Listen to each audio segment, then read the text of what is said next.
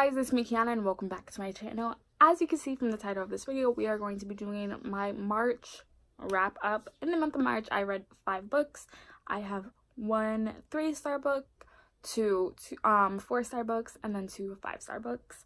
So let's go ahead and jump right into this wrap up. The first book that I read was Fame, Fate, and the First Kiss by Casey West, and I gave this 3 out of 5 stars. It was very interesting in the fact of whodunit. So this is about a girl named Lacey, and she's 17 years old. She's starring in her first ever movie. Her father wants her to focus more on schooling while she wants to focus more on the movie. It's like this zombie movie or something, and then all of a sudden some of her things start going missing while she's not there because she's 17. She has to live at home. She can't live in the trailers. Her knee pads go missing, her script goes missing, her cell phone goes missing, and it's basically part whodunit and then part love story because her father has hired this like goody two shoes Donovan to help her with her math homework and all of that. I enjoyed certain parts of this book. I feel like this book ended way too quickly than it should have, so this was a 3 out of 5 stars. I then read, to continue on with my Rick Riordan read-along that I personally did myself, I then read Throne of Fire by Rick Riordan. This is book 2 in the Kane Chronicles trilogy, and in the Kane Chronicles trilogy, we follow 2 siblings, Carter and Sadie Kane, and in the first book, they are with their father on Christmas Eve when he accidentally touches the Rosetta Stone and ends up setting all the Egyptian gods and goddesses free. Their father becomes Osiris, which is the god of the underworld, and Horus goes into Carter, and then Isis is living also in Sadie, and they basically have to fight to not let the evilness like take over the world and whatever.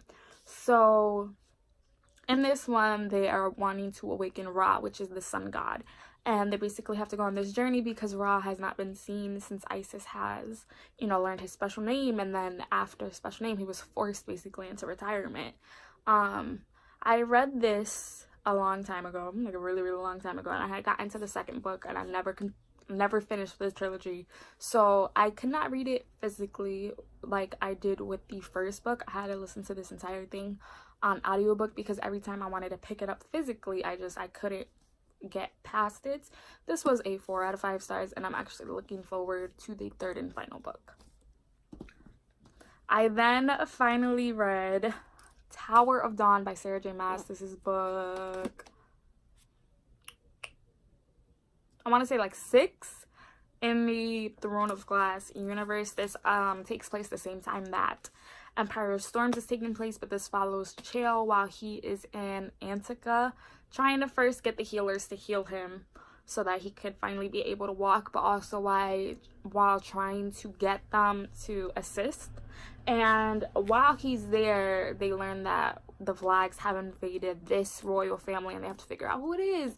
And while they're doing this, and this was really interesting, this was a 5 out of 5 stars. I absolutely enjoyed this. Everyone knows when I read a book that's in the Throne of Glass series, I tab it up. Cannot wait to do my book talk on this.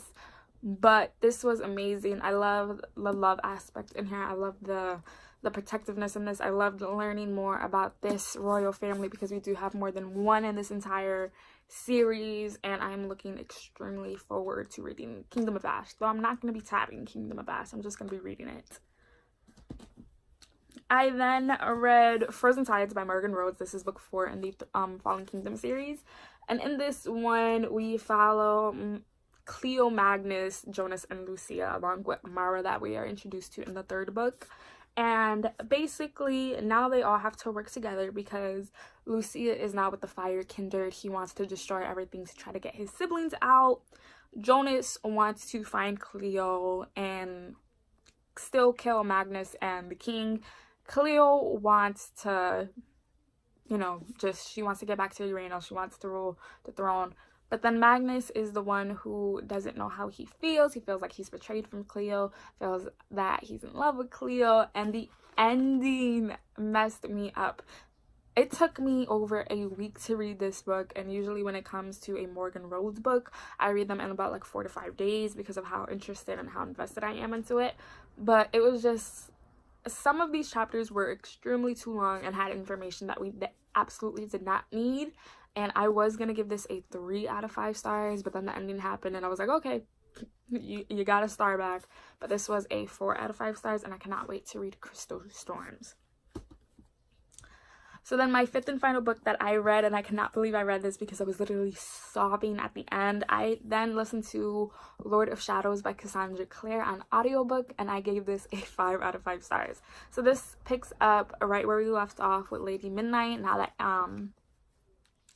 that Malcolm is dead, these sea demons are rising up from the water and all of that, and the ending nearly killed me because you can't talk much about this without spoiling this. But the ending, if you have read this, you guys know what I am talking about. The ending, I was finishing up the audiobook Thursday. While I'm recording this, it's Friday, so Friday of last week. Like, while I was listening to the ending of this, I was with my friend in the library, and then we had went to go get lunch, and while she's eating, I'm just in there, I'm like, no, and she's like, what's wrong with you? And I'm full blown crying because of what happened in this. But this was such an amazing book, and I don't know if I need a break and not pick up the audiobook of Queen of Air and Darkness, or pick it up right away because I want to know what happens. But that's like a 30-hour audiobook, and it took me over like a week to listen to this like 700-page book.